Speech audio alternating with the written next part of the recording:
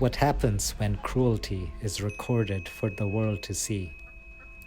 Do we become numb to it, apathetic to violence, or do we take a stance?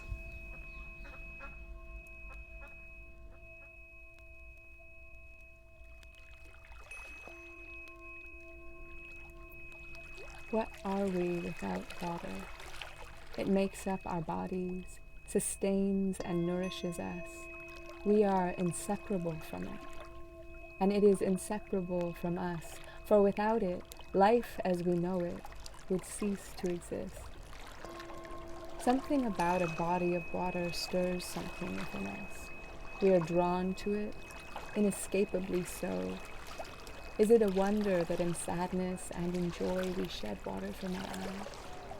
For it is tied to our emotions, our innermost being, the shadowy side of ourselves. These same emotions, when felt on a collective scale, resembles a tide, a flood, the sea itself.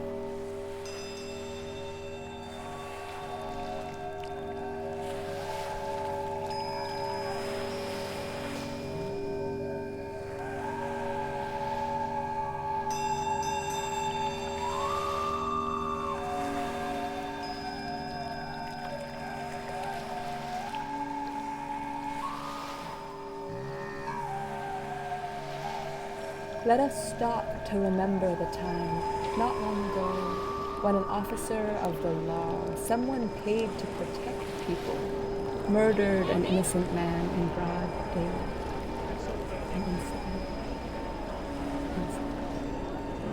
An incident recorded for the world to see.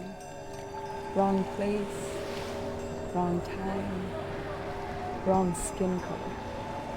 Not the first time, nor the last. Taking to the streets in the middle of a global pandemic, outrage, calls to action. I can imagine a world without police. The story goes back.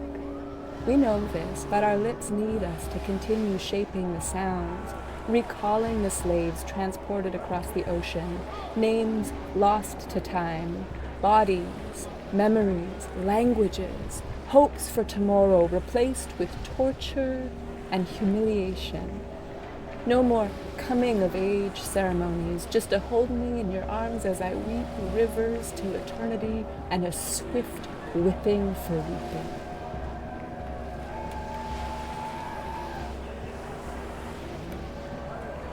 The story goes that eventually there was a finding of so-called freedom. Don't dare talk about it.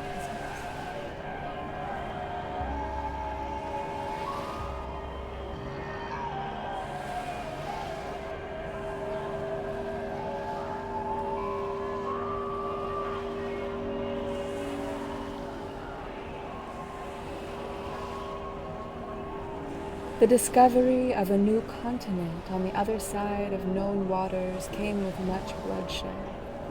An attempted extermination of continents of nations, biting the hands that fed them as they starved, wallowed, scurvied in their own ignorance and greed. Ceaseless murder, dispossession, disappearance of women and children, words and gestures to atone but never feel enough. We wonder if anything has changed at all when a woman, a mother of 7, dies of neglect in a hospital. We shudder to the very core of our bone marrow, watching her face mockery instead of help. We walk in the streets asking for justice. Where is the justice?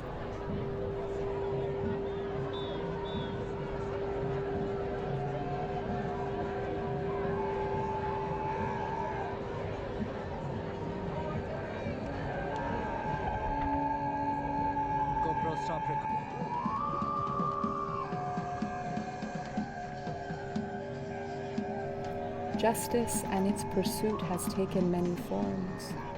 In our own time, we have seen the weaponization of one of the most devastating genocides of the industrialized age. a weapon turned onto others who had nothing to do with it. When the names of those who have died and suffered are used to kill and torture others in another time and place, is that not injustice twofold?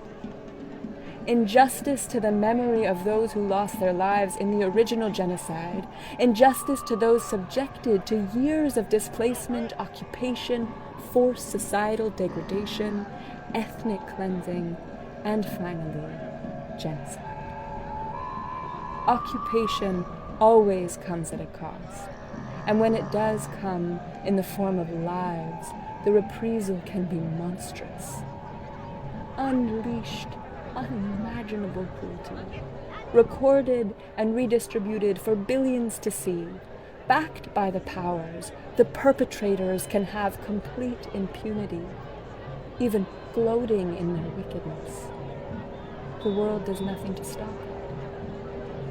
A silence that is suffocating. People are forced to watch every day as they wake up, a sinking feeling of powerlessness, and yet they keep coming out in numbers. Enough of the bloodshed. Enough! Have we suffered enough? Enough of the bloodshed. Enough! Have we suffered enough?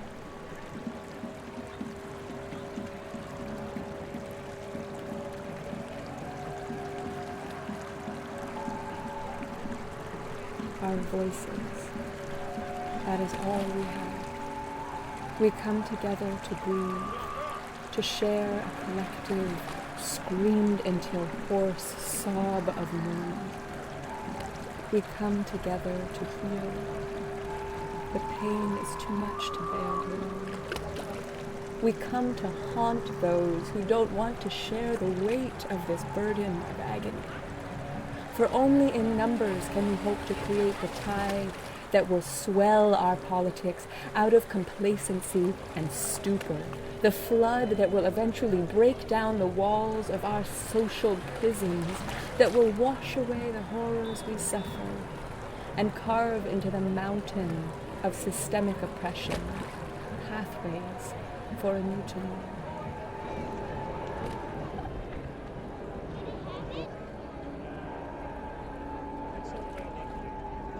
What happens when cruelty is recorded for the world to see?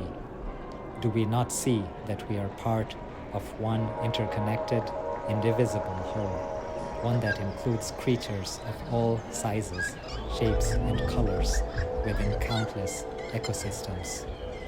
Harming one part harms the rest, including ourselves. What happens when cruelty is recorded for the world to see? Apathy and indifference in the face of horrors can only turn us into monsters.